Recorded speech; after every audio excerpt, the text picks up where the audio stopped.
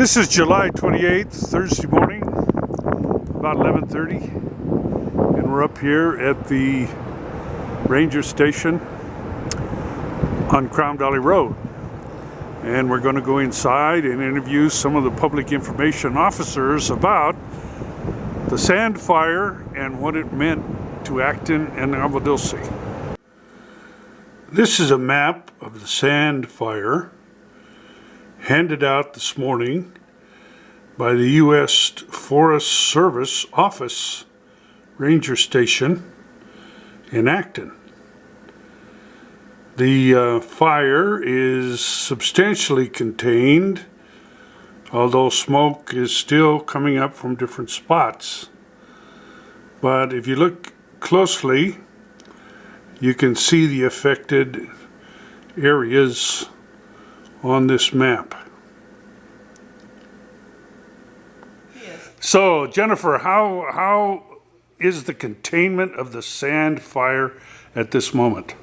Currently, the sand fire is at 65% containment, which is up from yesterday when we were at 35 and 40%. Okay. Now, containment means it's not spreading, right? Correct. Containment means it's not spreading. It normally also means that it is cold along the line where we've decided that it is contained. Cold meaning that there's no smoldering fires in the soil or in any of the plants near the line. Okay, but some of the valleys could have smoke coming up out of them, right? Definitely areas inside the containment can still be burning or smoking or smoldering. And in fact, that's the case because all the residents can see that smoke. Yes. And I guess the wind could blow some of that, maybe. And go ahead. The residents should still be able to see smoke because of the vegetation in the valleys between the mountains. Will still be burning because the fire, when it came through, did not completely ignite it, and so it'll smolder for a while and put up some more. And there's areas. This is a normal part of a wildfire. That the internal areas will have some areas that are still burning after the initial flaming front goes through. Sure. Well, and Sam, you mentioned some secondary lines of containment on the map out here. Can we go out and kind of look at that? Absolutely. Okay. Excellent. So as you can see, the fire perimeter is all along this area here. What we were talking about, line of containment, the 65% includes all of the black containment line here that's now cold, and we still have these pockets of heat in certain areas, and we'll still see smoldering for a while. In the areas where you see red, that refers to the line that's not fully contained, and we still have many firefighters that are still out there working on making that cold and continuing to remove vegetation. In fact, even last night we had some burn operations to remove some of the fuel from the areas so that we don't have uncontrollable fire. Right.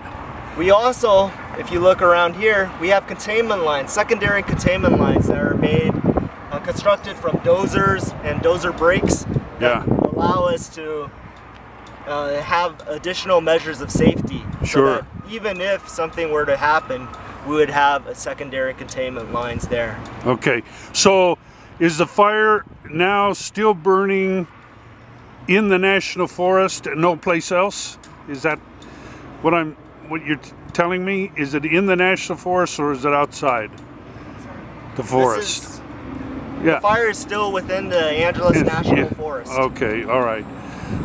So people on the outside don't have to worry too much unless the wind picks the embers up and takes them outside, right? That's correct, or if you're on another forest or another fire, obviously. What we want to say is that even though this fire is mostly burned out and we have containment at 65% around the fire, there's always an opportunity in California at this time of the year for other fires. The California government has a website called Ready, Set, Go. Yes. And the Ready, Set, Go will help people remember what they need to do if they live near a natural area and there might be a wildfire, and what they need to take with them. It'll line out when to go And also one thing they need to think about is when to come home, because you really don't want to return to your house if there's no power. And a lot of the power lines in this wildfire were burned down, and Edison is taking care of that now. But that means that a lot of homes don't have power or just getting power now. Getting it back, yeah, that's true. And we're used to the realization that just because one fire has been put out, somebody might start another one or accidentally start tomorrow some other place. So, yeah, we're aware of that. And Edison is on the job. We know that. Yeah. And then another question that you had asked us is about resources that are on our fire. Yeah. At one point in time, we had over 3,000 firefighters here. I came from the Tahoe National Forest. I know that I saw a couple of engines from the Klamath and around all the way down to the Cleveland, and in some of the places in Nevada, the Humboldt-Toyabe. And BLM land. Right. And so this is, once something like this happens, we are mobilized quickly to get here as fast as possible. Of course, some of those engines are rather large going down the road, so they're not as fast as, you know, a truck, but they get here and they start to work almost immediately. Let me ask you, Sam, where do all these people stay when they come down here? Do they camp out, or do they go to the Hilton, or where? So many of our personnel are stationed in different places in different base camps. Yeah.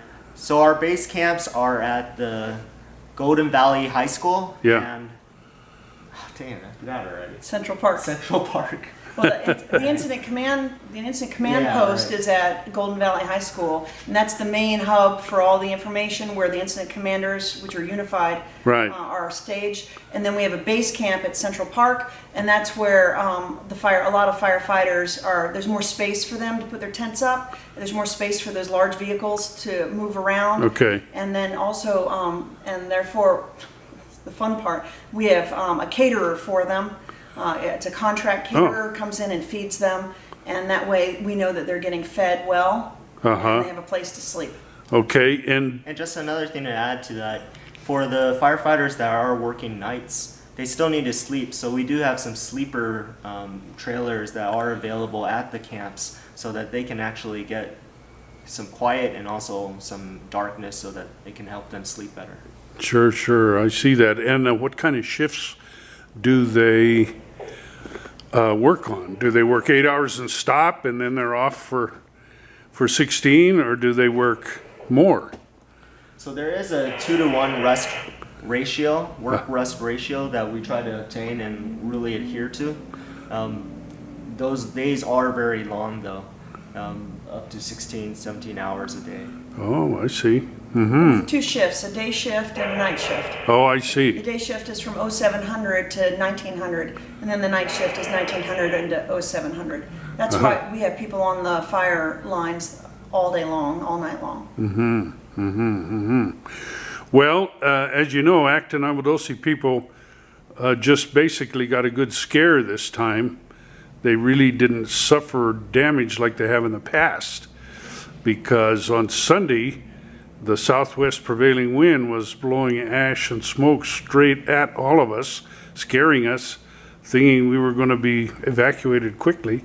And then the wind shifted about 3 o'clock and went south, which was a great relief to all of us, you know, and some of us didn't have to evacuate.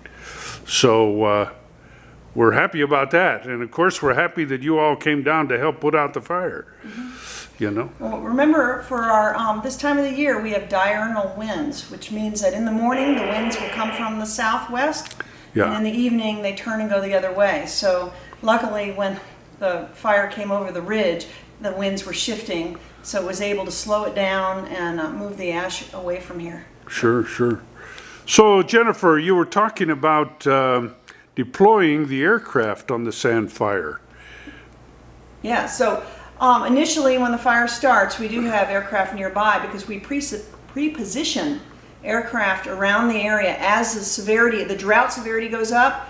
The state resources and the regional resources start pre-positioning airplanes around. So you'd have some in Southern California, some in Northern California, some in Nevada, Arizona, and it doesn't take very long for an aircraft to get here when you need them. And so once we had this fire start, we brought the locals, had their aircraft in the air, which would have been the helicopters and the airplanes. And as soon as we could, we knew this was going to get larger. They started to bring in other aircraft from around the that were pre-positioned. Yeah. So at some point in time, which was yesterday, I believe, or the day before, we had 25 aircraft, and that includes both fixed wing and rotors. And after the last big fire here,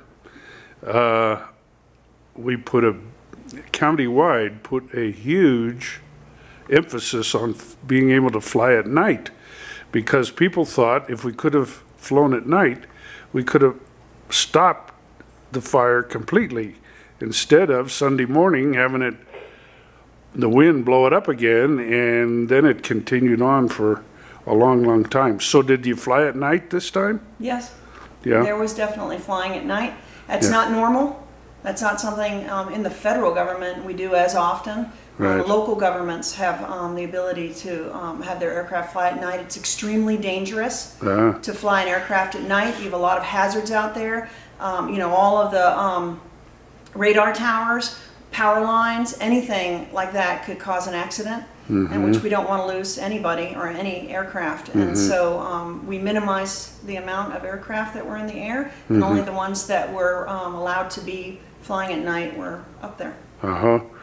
Well, Sam, as a young person coming into the Forest Service and federal government, what are your plans? What attracted you to the service? What attracts me to the Forest Service is the idea that we can be of service to others, to be service to our communities.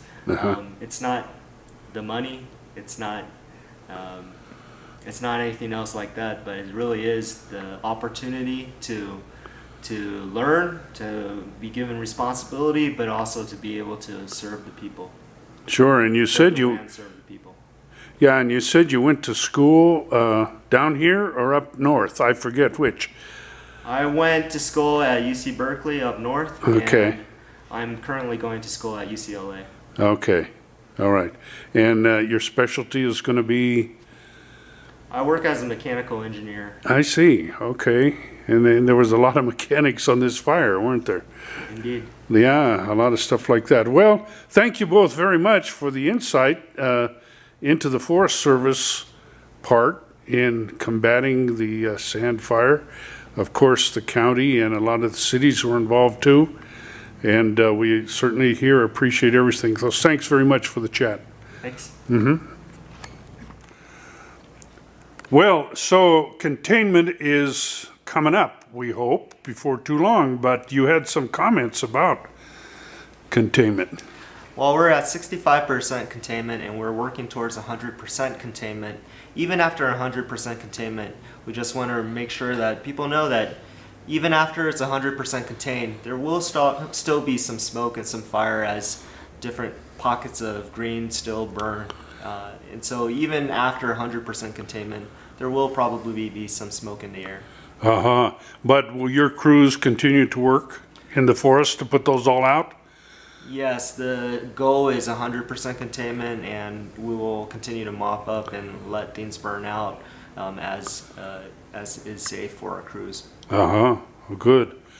Well, on behalf of the people here in the community, thanks for putting the fire out. Thank you. So, Jennifer, this is a map of Angeles National Forest, I guess. Yes. And the San Gabriel Mountain National Monument. And how do you classify this part of the world? Southern California is definitely a fire-dependent ecosystem. It will burn at some point in time. The plants like to burn. It's part of their rejuvenation. And so it's something that we need to always keep in mind, especially around our homes. Sure. How much brush is near our home, how much wood piles are near our home if there's heavy brush nearby, and to just monitor what's going on, and if you can, reduce the brush. Well, I know we get warnings from the county and it comes with the mail. And sometimes we remember to do it. Other times, week goes by week, and all of a sudden it's fire season. But I know that that people could be more diligent and more vigilant, and a fire like this really reminds us. Yes, to keep vigilant and take care of our homes, especially around, and especially if we're near any natural lands where they do a lot of where there's a lot of brush growing.